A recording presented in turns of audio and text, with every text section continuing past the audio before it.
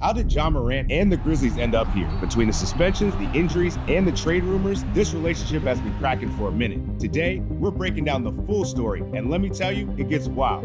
Let's dive in.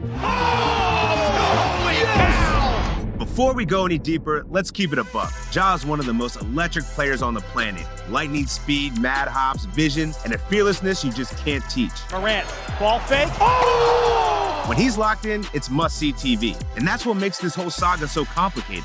The talent is undeniable. The question is everything around it. At age 22, averaging 27 points, the next face of the NBA. Let's rewind. Ja Morant wasn't just a rising star. He was the Grizzlies' identity. Rookie of the Year in 2020, All-NBA second team by 2022, the face of Grind City 2.0. Electric, fearless, and marketable. By July 2022, he secured the bag, a $197 million Supermax contract. Memphis was all in, but the cracks started showing fast. That same summer, the Washington Post dropped a report outlining a series of troubling incidents. The mall security altercation where Ja allegedly threatened a staffer, the pickup game lawsuit where he was accused of punching a teenager and brandishing a gun. And then there was the Pacers incident, where after a game, someone in Ja's crew allegedly pointed a laser at the Pacers staff. A full-on investigation, we were fully compliant with it, and I think they came out with a statement saying nothing was corroborated or found, so. The NBA couldn't prove it was a gun, but the pattern was clear. On the court, he was box office. 360 spin and a finish for Morant.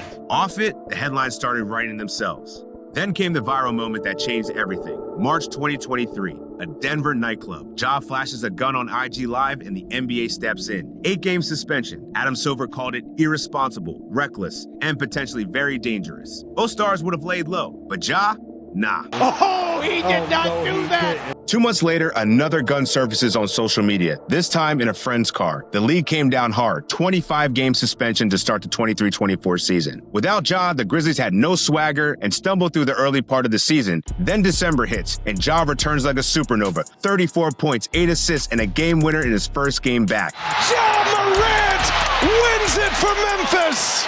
He wins Western Conference Player of the Week, and Memphis goes 6-3 with him back in the lineup. But just as the Grizzlies started cooking again, boom, a shoulder injury ended his season in early January after only 9 games. Between the suspension and the injury, Ja missed out on an estimated $50 million in salary and incentives. Memphis ended up in the lottery, and they were left with one massive question. How do you build around a superstar who barely plays? Through injuries and through disciplinary reasons, Ja Morant has played in just 43% of the minutes for Memphis since he was drafted. Just right quick, before we move on, if you're rocking with us, make sure you hit that subscribe button. We've got plenty more NBA content coming.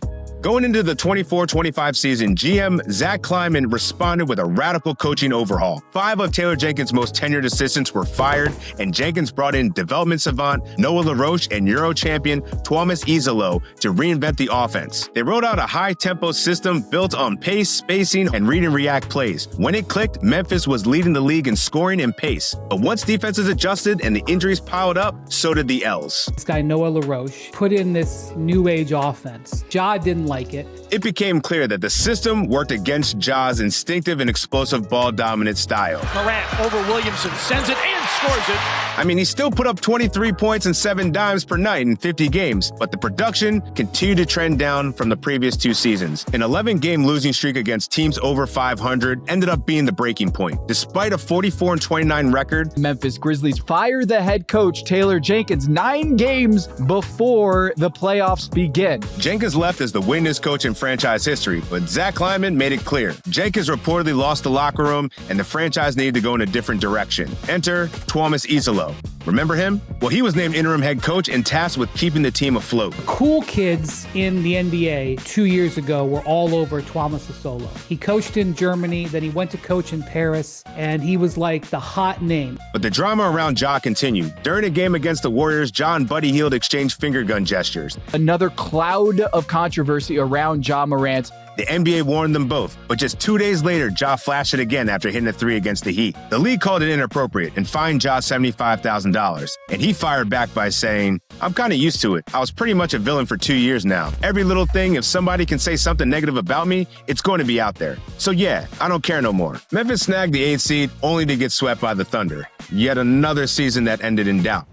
That summer, the Grizzlies made another bold move, trading away Desmond Bane and essentially sending a message. It's Ja or Jaren now, sink or swim. Trading Desmond Bane in the offseason for draft picks and an expiring contract, that's a trade that you're doing to rebuild? Tuomas Isalo stepped into the permanent head coaching position, a decision that Ja reportedly wasn't thrilled about. Memphis began the season with a bottom 10 offense, and Ja was playing the worst basketball of his career. Career lows in minutes, efficiency, and shooting a brutal 14% from three. The third straight consecutive year that he's seen his scoring average drop. Then following a loss to the Lakers on Halloween night, Isalo publicly called out Ja's leadership and effort in front of the team. Ja fired back immediately. They don't play me. Just hours later, the Grizzlies front office hit him with a one-game suspension, setting the tone for a season already charged with tension between the organization and its superstar. Can't trade up for 30 cents on the dollar. He makes $40 million.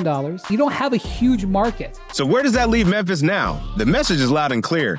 The system comes first. As trade rumors surface, has Ja Morant, once the future face of the NBA, made himself untradeable? Drop your take in the comments and hit subscribe. This has been Tip Off with Titus. I'll see you next time.